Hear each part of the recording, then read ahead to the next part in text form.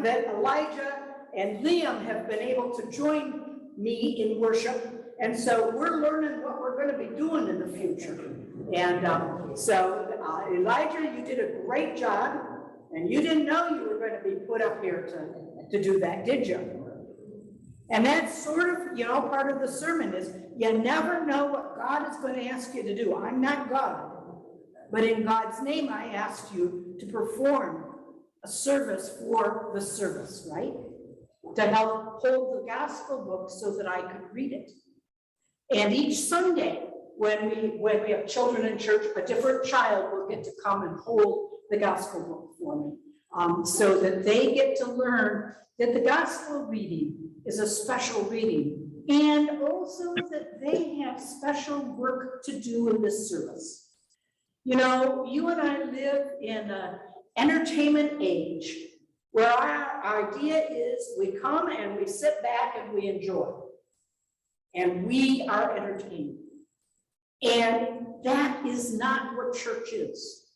In church, we come and we gather to do the work. In fact, the word worship means the work of the people.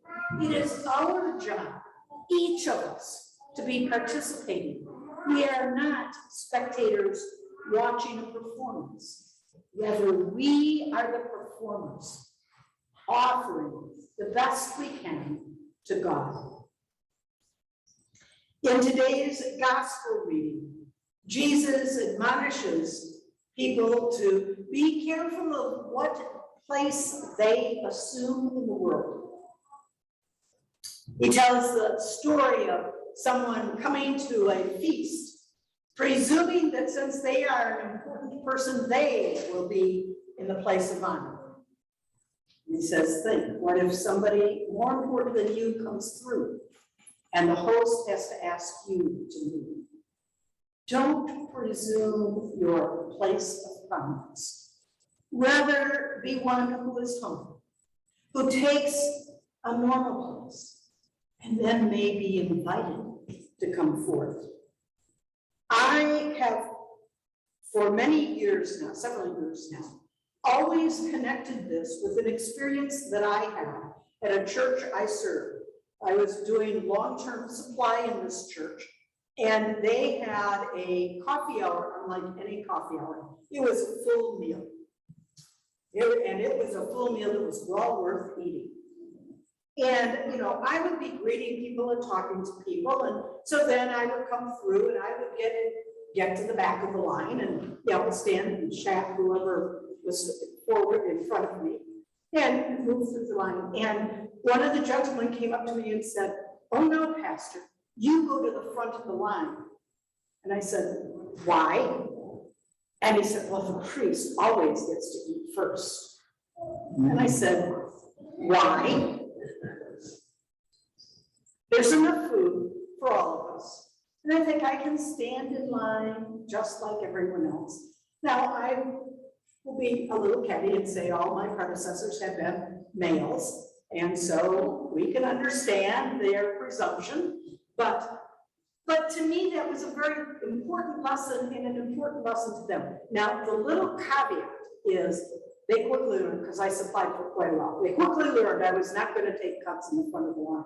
So what the ladies in the kitchen would do is they would save a plate back for me. So when I finally got to it, they would pull out a special plate that had all the goodies in it. So in one sense, I still got away with being first in line.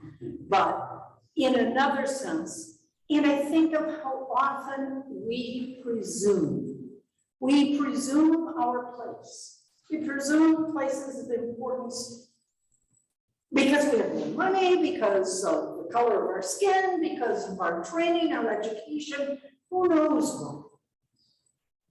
And God, what Jesus is telling us is, don't assume. Humble yourself. Assume that your place is not above everyone else's. And you'll find your rightful place.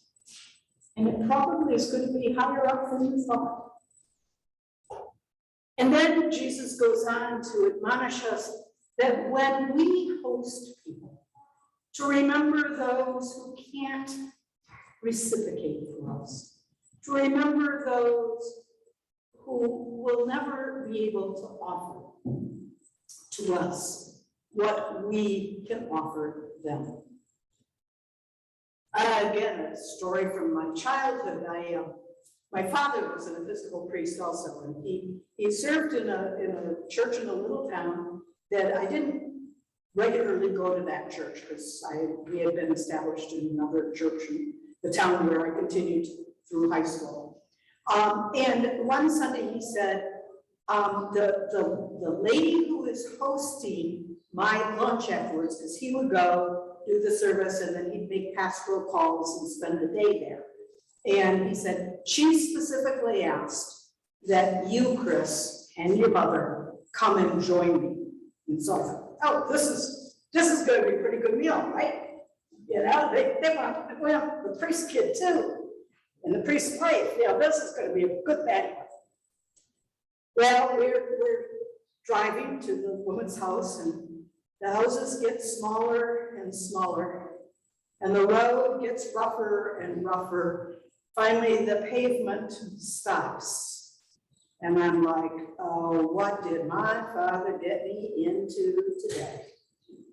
And we finally appear at a place, in my haughty eyes, a little better than a shack. And I'm like, what did my father really get me into? And this wonderful banquet consisted of some hard-boiled eggs and some pieces of cheese, and I forget what else. And I'm like, I came all this way for this. But as we were, I hope, right? I didn't act as obnoxious as I was feeling. But as we were leaving, my father, once we were in the car driving away, and I was like, oh, thank God I'm all done with this. My father simply says to me, you know, she will not have any eggs to eat this week because she wanted to share them with you so that you could have the hard-boiled eggs. I immediately felt about 2 inches high, but it was perhaps one of the most powerful lessons that I ever heard. Because you see, I was just like these people in today's reading, presuming a place of honor, presuming a place just by virtue that I was the priest's daughter,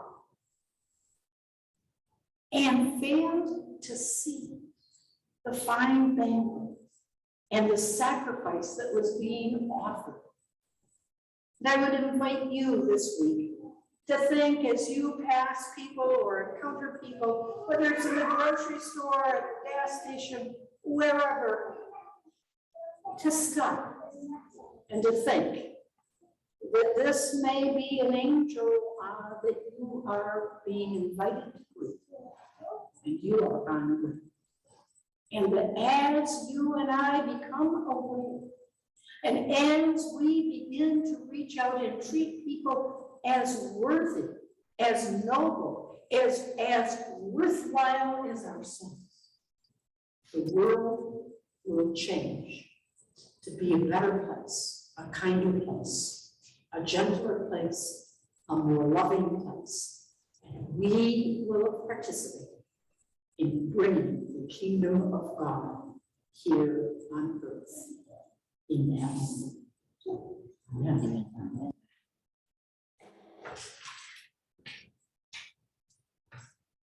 Let us stand.